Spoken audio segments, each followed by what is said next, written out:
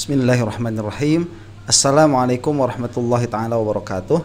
Alhamdulillahi rabbil alamin. Wa sallallahu ala sayyidina Muhammadin wa ala alihi wa sahbihi wasallam. Amma ba'du. Jreng. Ini kita mulai lagi bisikan demit Bang Haji Roma Irama. Ini kayaknya tidak patah semangat ya untuk menyebarkan hoax batalnya Badai Ba'alwi sebagai dzurriyyahnya Rasulullah SAW. Kali ini Roma Irama di dalam podcastnya Bisikan Demit itu mengundang Abbas Buntet sebagai apa dia itu ya, jenderal apa ketuanya PWILS tuh. Yang jelas di sini mereka membicarakan tentang awal berdirinya PWILS seperti apa. Dan di dalam segmen-segmen awal itu menjelaskan bahwa Abbas Buntet ini adalah keturunan seorang pejuang pahlawan nasional. Ini aneh saja ya, argumen yang dibangun oleh mereka itu. Jadi mereka itu adalah orang-orang yang paling getol menyebarkan egalitarianisme. Semua kita itu seimbang, sehingga mengatakan nasab itu tidak ada gunanya ya. Jadi selain membatalkan Badai Ba'alwi sebagai dzurriyyah Rasulullah sallallahu alaihi wa ala alihi wasallam, mereka itu mengatakan keturunan tidak ada manfaatnya. Kemudian mengatakan, mengutip Al-Qur'an begitu ya dengan serampangan, inna akramakum indallahi atqakum dan lain sebagainya. Tapi di sisi pihak atau di lain pihak atau di pihak yang lain, mereka itu yang paling getol mengglorifikasi keturunan-keturunan mereka begitu. Mereka itu membatalkan Badai Ba'alwi dari kedzurriyahan kepada Rasulullah SAW. Mereka mencangkokkan tuh, mereka pengen dianggap sebagai dzurriyyahnya Rasulullah SAW, yang mana standar yang mereka pakai untuk mereka sendiri dan standar yang mereka pakai untuk Ba'alwi berbeda. Ini luculah pada akhirnya begitu ya. Sudah sering saya bahas. Nah, ini saya menarik bagian ini menit ke-9 dari perbincangan mereka berdua ini, karena Abbas Buntet ini seolah-olah berusaha betul begitu ya untuk menunjukkan bahwa Abbas ini adalah seorang alim. Padahal saya lihat pemikirannya kacau. Dia tidak bisa mentahqiq bahasa, dia tidak mampu dalam membedakan lafaz-lafaz yang sifatnya itu perbedaannya sedikit begitu ya. Nggak bisa membedakan, tidak mampu mentahqiq si Abbas Buntet ini.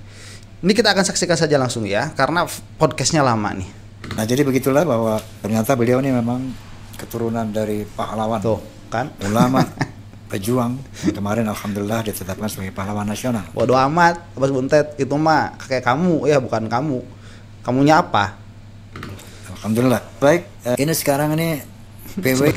Dan satu lagi ya, apakah Abbas Buntet ini sudah tes DNA atau belum? Saya nggak tahu ya. Apakah ada kitab sezaman tuh kakeknya? Saya juga nggak tahu. Jangan-jangan makamnya palsu tuh. Ya, maaf ya, saya bukan bukan menuduh ini. Saya mengatakan seperti ini mengikuti pola pikir mereka. Ya. Double standar kok, nggak bisa seperti itu. PLS, Perjuangan Mahasiswa Indonesia. Saya lihat lagi seksi nih. Iya, di mana-mana orang membahas PWI. Dan saya sendiri banyak mendengar, banyak katakanlah misalnya laporan dari umumnya pengusaha dan kiai. Bang Haji, sejak ada PWI LS nih, hidup nyaman sekarang nih. Emang kenapa saya bilang? Selama ini saya hidup nggak nyaman nih. Ada pengusaha besar, kenapa nggak nyaman? Iya, dulu sebelum ada PWI dibilang. Itu saya setiap mau sholat subuh keluar rumah, begitu buka pintu udah Habib semua tuh di depan. Bentar ya, itu kalaupun benar, apakah itu Habib atau orang yang mengaku Habib? Cek dulu, tes dulu DNA-nya dong. Kalau mereka benar-benar Habib ya, kan kamu mah nggak percaya kalau seseorang itu bernasab kepada seseorang tanpa adanya tes DNA. Ya cek dulu harusnya DNA-nya tuh. Tahu dari mana gitu? Tahu dari mana kamu itu Ba'alwi itu? Takut dosa, saya mau takut nggak dapat syafaat gitu. Nah, saya nggak nyaman hidup waktu itu. Alhamdulillah sejak ada PWI, waduh, aku yakin bahwa Ba'alwi ini bukan turunan Nabi. Alhamdulillah. Jadi sebentar, ini pembersihan ya, kalaupun mau kita melihat yang dikatakan Rhoma Irama ini benar. Jadi kalau misalkan memang orang dari awal mau dekat dengan orang lain itu tidak ikhlas, mau membantu orang lain itu tidak ikhlas, kemudian merasa ada keterpaksaan, kemudian orang yang memang suka meminta bantuan kepada kita, pada akhirnya kita melihat dia tidak layak untuk mendapatkan bantuan kita, ya sudah, kita tidak membantunya. Ya sudah, dari awal berarti tidak ada keikhlasan itu. Ini pembersihan sebetulnya. Jadi yang sekarang masih muhibin kepada Bani Ba'alwi itu cintanya tulus begitu. udah nggak berani datang lagi tuh mereka tuh. Jadi saya sholat subuh ke masjid itu udah nyaman banget. Dan laporan kayak begini tuh banyak saya dengar. Bahkan ada yang datang ke tempat saya dan saya merdeka sekarang. Nah artinya ya, banyak itu kasih persentasenya berapa persen dari Bani Ba'alwi yang ada ya. Saya nggak pernah kedatangan seperti itu. Apa mungkin saya kurang kaya? Dan saya lihat juga orang-orang kaya di sekitar saya juga nggak didatengin seperti itu ya. Ada-ada aja nih Rhoma Irama nih. PLS ternyata sangat efektif, sangat bermanfaat untuk mengcounter gerakan kaum Ba'alawi ini yang memang Masya Allah udah nggak perlu dibahas lagi ya. Sudah terang benderang di media sosial itu, khurafatnya terang benderang, kemusyrikannya terang benderang, kemudian kuburan palsu terang benderang, rencana penjajahannya terhadap Republik terang benderang, udah nggak usah dibahas lagi. Sebentar, kasihan nih Rhoma Irama, banyak ada doktrin sama circle-nya sendiri. Jadi kalau kita mau membahas kemusyrikan, ya lepaskan dulu dari orang. Ya, ini siapa yang mengerjakan itu nggak penting. Apa kemusyrikannya? Udah, kita berhenti di situ. Apakah memang yang dituduhkan atau yang ditudingkan sebagai kemusyrikan itu adalah kemusyrikan atau tidak?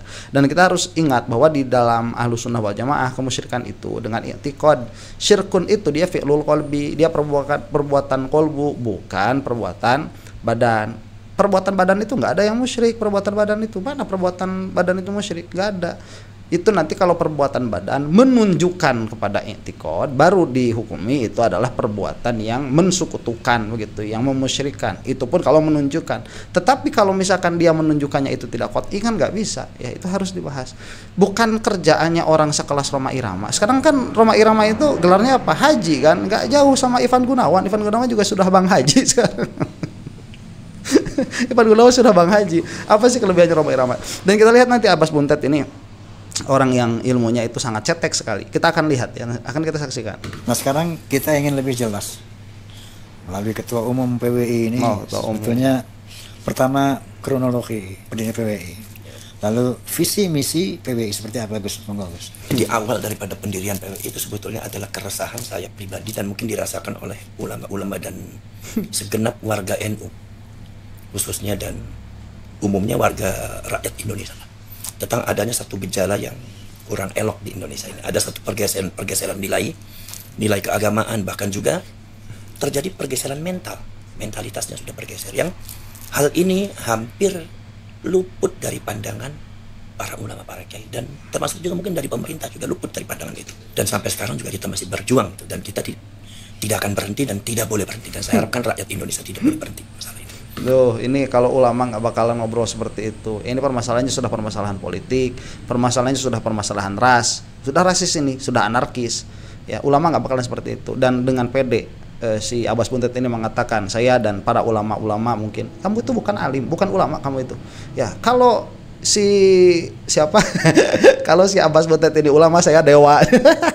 Saya jauh lebih tinggi ilmunya daripada si Abbas Buntet. Saya bisa katakan itu, dan saya bertanggung jawab atas perkataan saya. Jauh ilmu saya lebih tinggi daripada si Abbas Buntet ini.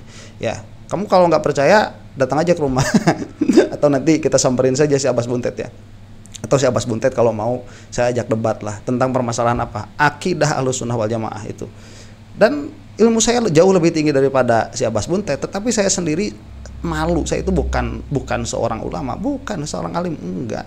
Ya disebut ustadz aja sama orang lain, saya tidak mengustadkan diri begitu. Karena ilmu itu betapa jauh. Kalau kamu mau tahu ya bagaimana cara membaca kitab, misalkan orang-orang yang ada sekarang itu yang mengaku diri bisa membaca kitab kuning, yang mengaku diri bisa membaca kitab Turos, itu sebetulnya jauh amat sangat jauh sekali level membaca mereka itu daripada level membacanya para ulama.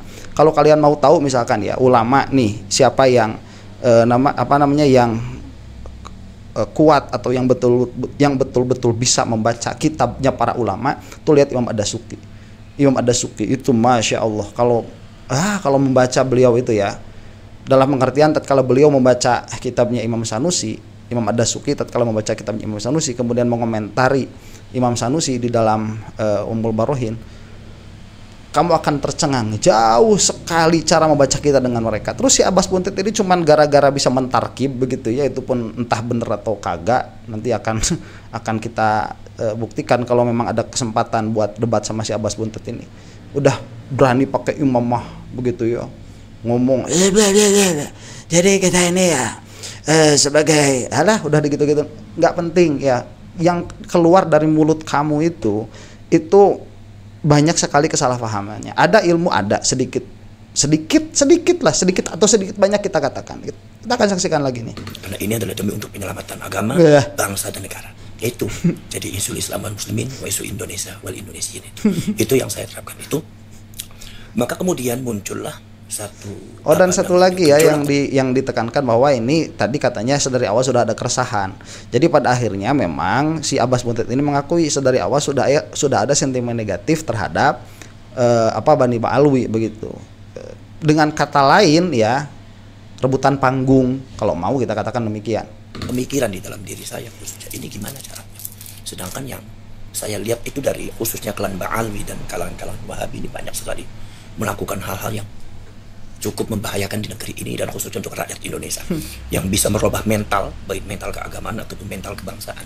Maka saya berpikir cuma ketika saya mau ada gerakan itu, pernah saya itu mau mengumpulkan kiai-kiai muda Nahdlatul Ulama, waktu itu tempatnya di Cilacap itu sebelumnya, jauh sebelumnya, itu sekitar 4 tahun sebelumnya. Saya waktu itu masih ada Gus Dur. Cuma Gus Dur waktu itu bilang, Gus jangan Gus. Saya kan matur ke Gus Dur. Masih ada Gus Dur. Saya kan matur ke Gus Dur. Cuma Gus Dur khawatir, Gus saya tahu sampean kan orangnya galak. Sampean orangnya keras. Nantinya jangan sampai terjadi nantinya terlalu ekstrim. Boten Gus, boten. Cuma ini kan. Ya, kalau Gus Dur pada hakikatnya saya nggak percaya sama omongannya si Abbas Buntet itu. Jadi kalaupun apa sih yang dibicarakan, bagaimana kronologi pembicaraannya, dan apakah si Abbas Buntet ini bisa dibenarkan pembicaraannya, nggak bisa dibenarkan pembicaraannya, maksudnya tidak bisa dipercaya. Dan kalaupun itu memang benar apa yang terjadi dengan Gus Dur, so what begitu ya. Apa kemudian urgensinya dibicarakan, cuman mencatut orang aja tuh. Gerakan itu setuju aja gitu kan. Kemudian asal jangan lari dari konteks Nahdlatul Ulama dengan Ahlus Sunnah wal Jamaah. Kalau saya bilang saya nggak bakal. Lah kemudian cuma kan ketika terjadi gejolak yang sangat luar biasa, apalagi muncul patokannya pondasi sejak awal, pondasi daripada PWI Laskar Sapila itu adalah tesisnya Kiai Imaduddin Al-Bantan. Waktu itu pertama kali langsung menemui beliau. Ini kamu itu kesal dulu, kemudian ada tesis si Imad, atau tesis si Imad dulu baru kamu itu kesal begitu. Ya itu apa sih sebetulnya? Jadi sebelum ada tesis si Imad itu pikirannya si Abbas Buntet sampai datang ke Habib Lutfi itu kan Bani Ba'alwi dzurriyyahnya Rasulullah SAW. Terus kalau memang di hati kamu itu ada kejanggalan, kenapa kamu masih cari-cari muka sama para habaib itu? Ya sebelum isunya, fitnahnya menyebar seperti ini. Apa kemudian niat kamu saat itu waktu datang cawe-cawe ke habaib Ba'alwi? Saya malah ya sebelum ada nasab itu saya sebelum ada isu nasab ya saya nggak pernah datang para habaib itu, nggak pernah ya. Kalau memang misalkan sedari awal ya itu tidak menjadi concern saya begitu, tidak menjadi concern kita, ngapain begitu. Nggak pernah saya datang ke para habaib itu sebelum ada isu nasab. Justru setelah ada isu nasab saya jadi dekat sama beberapa Ba'alwi itu, dan subhanallah mereka itu orang-orang luar biasa ya, orang-orang luar biasa. Anda dekat sama Ba'alwi, Anda itu tidak, ini sepengalaman saya begitu ya, Anda itu tidak akan mendapatkan orang yang senyata mereka gitu. Dalam pengertian mereka itu kalau nggak suka ya bilang nggak suka, kalau suka ya bilang suka, itu mereka.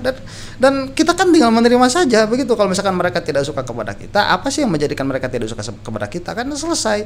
Kalau misalkan kita memang melihat ketidaksukaan mereka kepada kita itu ada sesuatu yang buruk di dalam diri kita, tinggal kita selesaikan, tinggal kita benahi begitu. Kalau kita mau membenahinya, kalau nggak mau tinggal kita jauhi orangnya, selesai. Ya habaib itu banyak. Tipe-tipenya banyak, yang rocker ada, yang dangduters ada begitu. Saya tuh kalau lihat kemarin ya kayak siapa itu kemarin cewek-cewek itu Diana Murni itu saya kesel begitu. Tapi saya lebih kesel lagi kalau lihat orang kayak si Abbas Buntet ini udah bodoh pakai imamah, ngomong kayak yang bener. Kalau si Diana Murni itu orang ketipu sama si Diana Murni masih apa namanya, udah keterlaluan begitu ya. Ini kalau yang orang-orang yang ilmu agamanya cetek sama si Abbas Buntet ini sama si Imad itu pasti ketipu. Yang cetek ilmu agamanya. Saya katakan semua yang ada di barisan si Imad itu ilmunya cetek-cetek. Saya katakan itu, saya berani bertanggung jawab di dunia wa dunia wal akhirah, di dalam urusan agama di dunianya dan di akhirat saya bertanggung jawab. Perkara urusan agama mereka itu jauh lebih rendah daripada saya, terutama di dalam ilmu mantik dan ilmu kalam. Itu saja dua ya. Yang lain-lainnya saya tidak berani mengklaim dulu.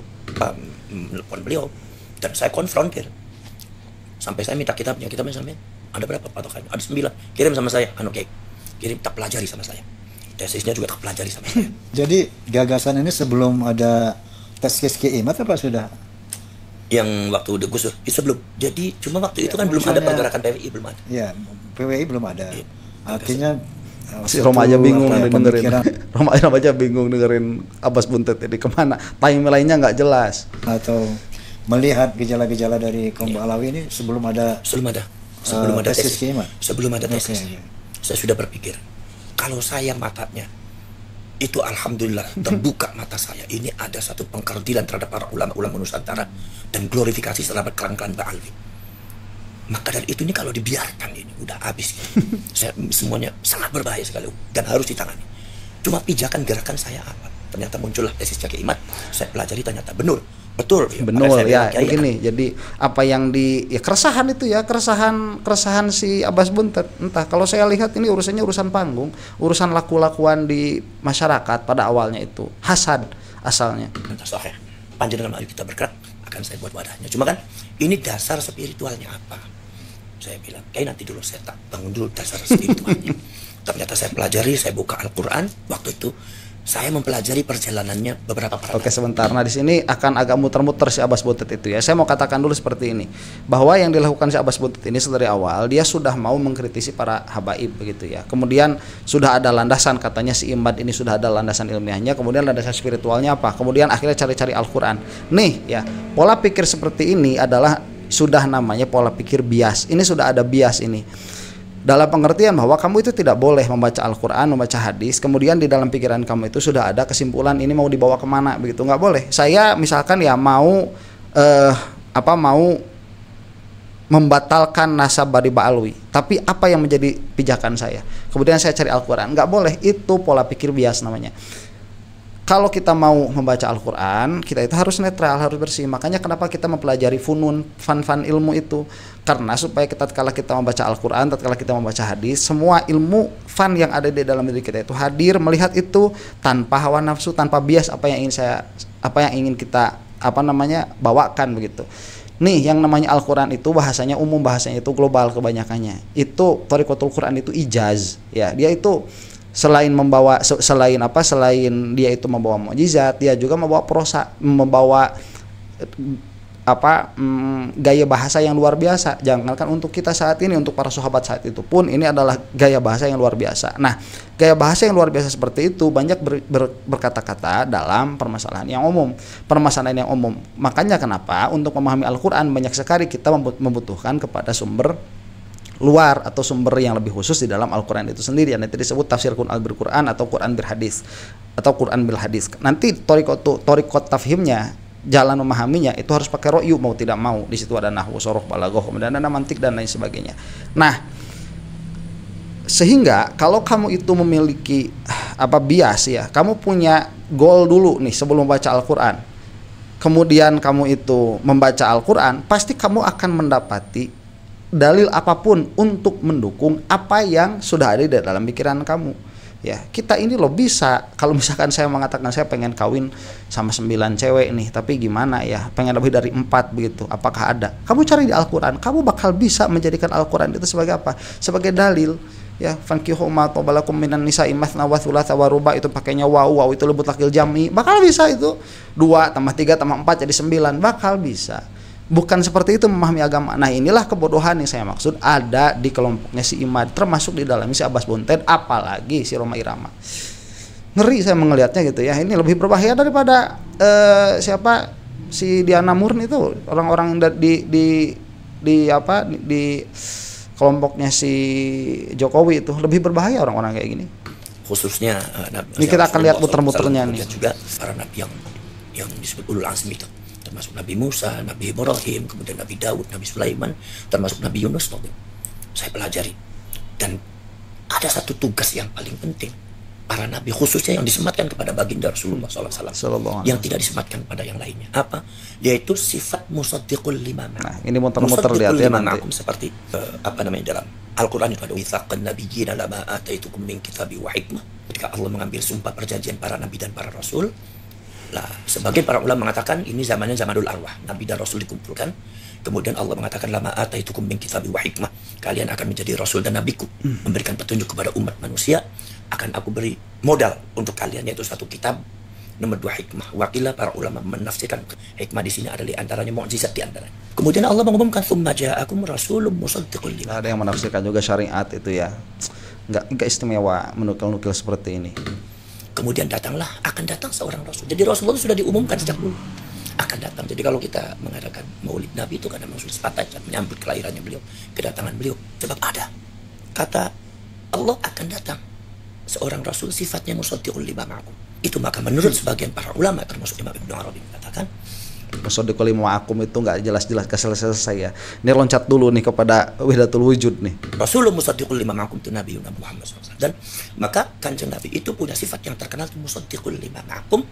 Diturunkanlah Al-Quran. Al-Qurannya sifatnya tasdiqan lima baina yadayh. Itu hampir sama.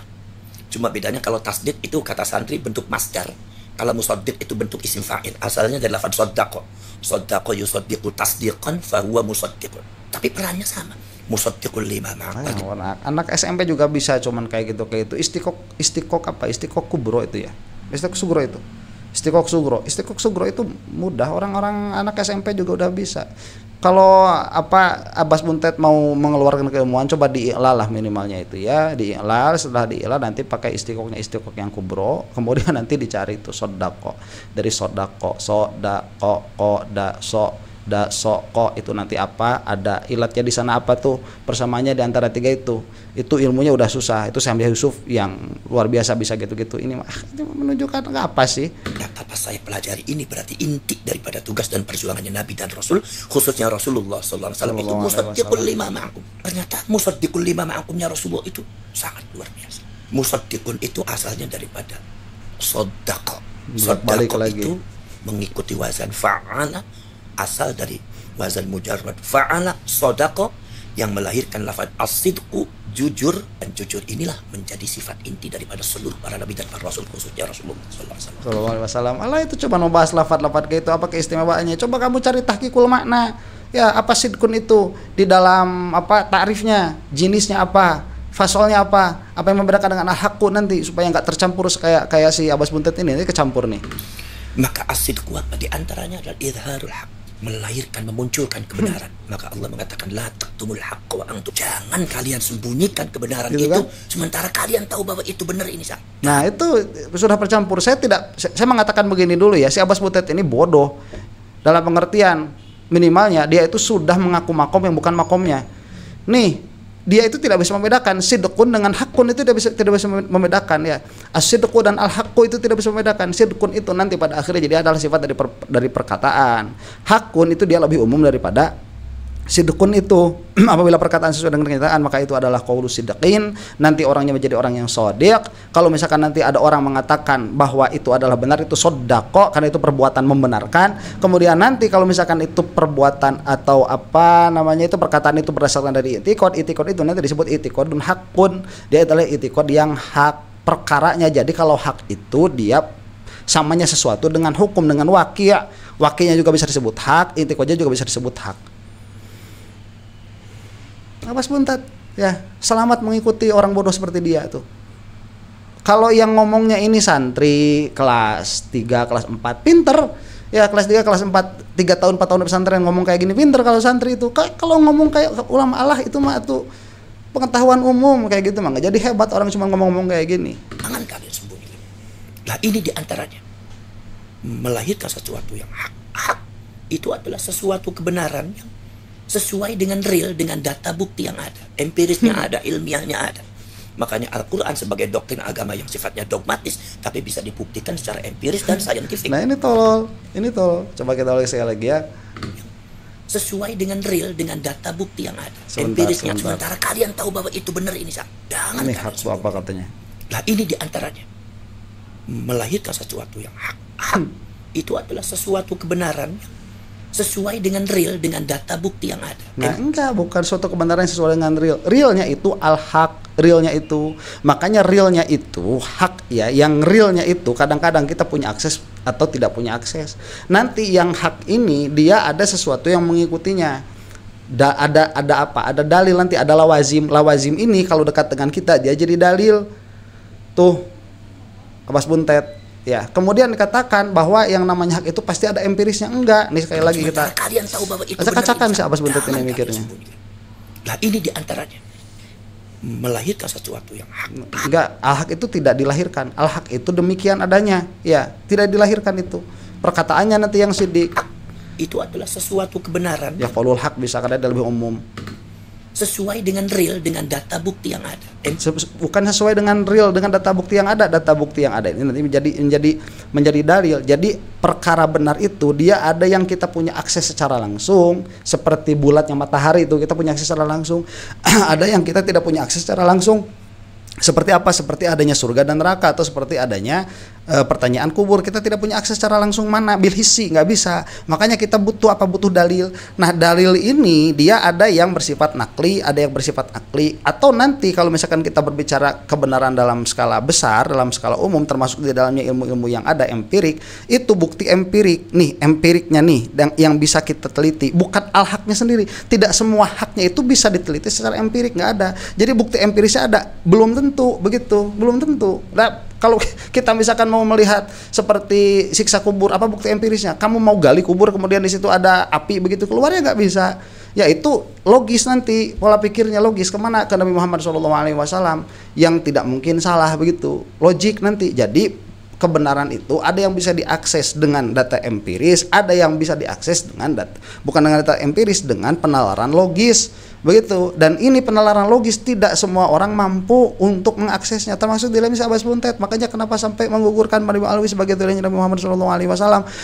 Dan ini ya, mengakses kebenaran dengan tatanan logis murni, apalagi itu banyak sekali orang tidak memahaminya, banyak sekali orang tidak menguasainya, sehingga karena tidak menguasai, banyak sekali dari mereka itu yang tidak menganggapnya, termasuk di dalamnya guru gembul. Jadi ya saya mah mengatakan begini saja. Orang-orang seperti ini, orang-orang yang nggak tahqiq di dalam berpikir, ilmu mantiknya cetek-cetek mereka itu. Saya mau mengatakan lah, orang-orang mereka mah tidak ada ilmu yang di bawah, yang di atas saya nggak ada. Yang ilmu di atas saya nggak ada. Khususnya dalam ilmu mantik dan dalam ilmu ilmu kalam, ilmu tauhid, nggak ada. Mereka itu nggak mampu mentahqiq makna. Tuh klaim dari saya, ya. Malu kamu itu kalau udah disebutin gitu, nggak marah tuh, malu kamu itu. Kalau ada orang ngomong ilmunya lebih tinggi daripada saya mah samperin, ayo kita ngobrol begitu. Ya kalau memang benar berarti saya berguru. Kan itu saya sudah mengatakan itu sejak dulu. Ala kulli hal ya, ngeselin. Ya ini kasihan lah kalian-kalian yang masih ikuti PWLS, tolong segera cabut dari sana. Ini sudah dujel ini. Pembohong besar, perkataannya tidak sesuai dengan kenyataan, mereka pun tidak tahu apa yang mereka katakan. Demikian, mudah-mudahan kita semua ada dalam al-Qur'annya Allah Subhanahu wa taala. Ini masih banyak yang bisa kita bahas, tapi saya rasa sampai sini sudah cukup. Wallahu taala alam bisawab. Assalamualaikum warahmatullahi taala wabarakatuh.